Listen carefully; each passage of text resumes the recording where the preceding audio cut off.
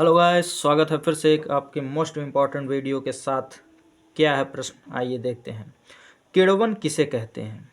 किण्वन किसे कहते हैं? शर्करा के किण्वन द्वारा एथिल एल्कोहल बनाने की विधि लिखे तथा संबंधित अपक्रियाओं के समीकरण लिखिए। इसके दो उपयोग लिखिए। आइए देखते हैं किण्वन ना। तो किण्वन सूक्ष्म जीवों में उपस्थित एंजाइमों के द्वारा जटिल कार्बनिक यौगिकों का मंद गति से तरल कार्बनिक यौगिकों में अपघटन किण्वन कहलाता है। सूक्ष्म जीवों में उपस्थित एंजाइमों के द्वारा जटिल कार्बनिक यौगिकों का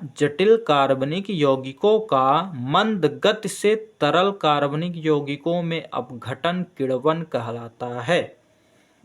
जैसे C12H22O11 और प्लस जल है। ये क्या है? आपका जल है। ये थोड़ा मिस्टेक हो गया था बच्चों, तो जल है H2O का इन्वर्टेज जब किया जाता है इन्वर्टेज की उपस्थिति में, तो आपका ये बनता है C6H12O6।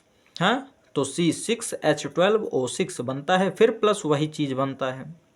हाँ, फिर नीचे ये आपका है, यही C6H12O6 एक बार ले लिया गया है। उसके बाद क्या बन गया? ये 2C2H5OH, अर्थात दो कार्बन है तो मेथ एथ।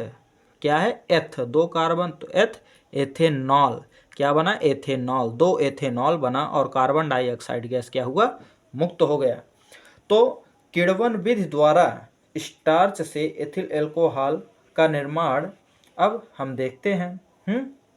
किण्वन विधि द्वारा स्टार्च से एथिल एल्कोहल का निर्माण कितने प्रकार से होता है? तो देखते हैं। ये 4 प्रकार से होते हैं। आइए उसका नाम देखते हैं क्या क्या है। तो 4 प्रकार है आपका: माल्ट बनाना, दूसरा है मैश बनाना, तीसरा है जल अपघटन और चौथा है किण्वन। क्योंकि किण्वन तक हमें पहुंचना है, इसलिए किण्वन तक जाना ही पड़ेगा। पहला माल्ट, दूसरा मैश, तीसरा जल अपघटन, चौथा किण्वन। आइए पढ़ते हैं माल्ट। जौ को जल में भिगोने से वो अंकुरित होता है, इसलिए जल को जौ में भिगोकर 15 से 20 डिग्री सेल्सियस ताप पर अंकुरित होने देते हैं। अंकुरित जौ को माल्ट कहते हैं, जिसमें डायस्टेज एंजाइम उपस्थित होता है। माल्ट को पीसकर उसका जल में निष्कर्षण प्राप्त करते हैं। बस यही है, इतना हो गया माल्ट बनाने की विधि। दूसरा है मैश बनाने की विधि देखते हैं। आलू को छोटे टुकड़ों में काटकर, आलू ही क्यों? क्योंकि यह स्टार्च युक्त फल है। क्या है? स्टार्च युक्त सब्जी है, तो इसलिए, क्योंकि इसमें स्टार्च युक्त सभी प्रयोग होते हैं।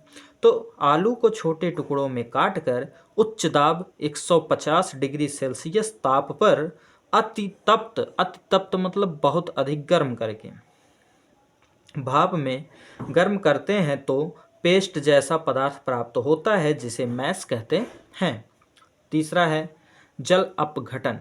क्या है? जल अपघटन। तो मैश में माल्ट मिलाकर 50 से 60 डिग्री सेल्सियस ताप पर लगभग 1 घंटे तक गर्म करते हैं। माल्ट में उपस्थित डायस्टेज एंजाइम स्टार्च को माल्टोस में बदल देता है। जैसे 2 ब्रैकेट में C6H5O5 का whole thrice N plus NH2O, अर्थात ये नंबर ऑफ कुछ है, तो इसलिए वो क्लियर नहीं था नंबर, क्योंकि नंबर क्लियर नहीं होता चाहे जो नंबर यहाँ पर आ जाए, तो इसलिए केवल N लिखा गया नंबर। फिर NC12H22O11 अर्थात माल्टोज ना।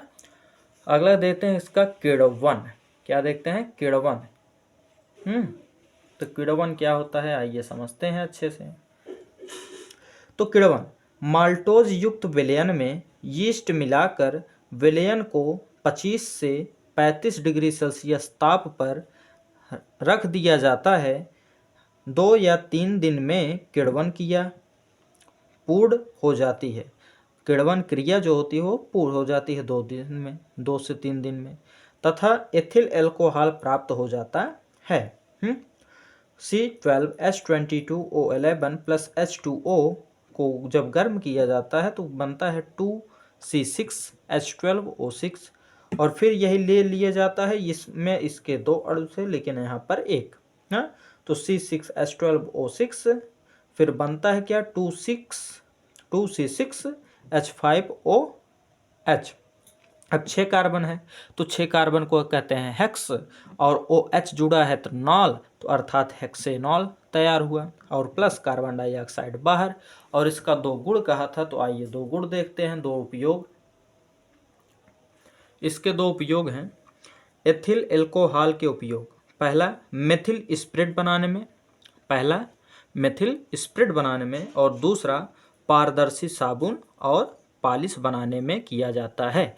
अगर बच्चों वीडियो आपको अच्छा लगे तो वीडियो को प्लीज़ लाइक कीजिएगा और अपने दोस्तों के साथ शेयर कीजिएगा, और चैनल पर नए हो तो सब्सक्राइब कीजिएगा। मिलते हैं अपने मोस्ट इम्पॉर्टेंट वीडियो के साथ नेक्स्ट वीडियो में। Thank you.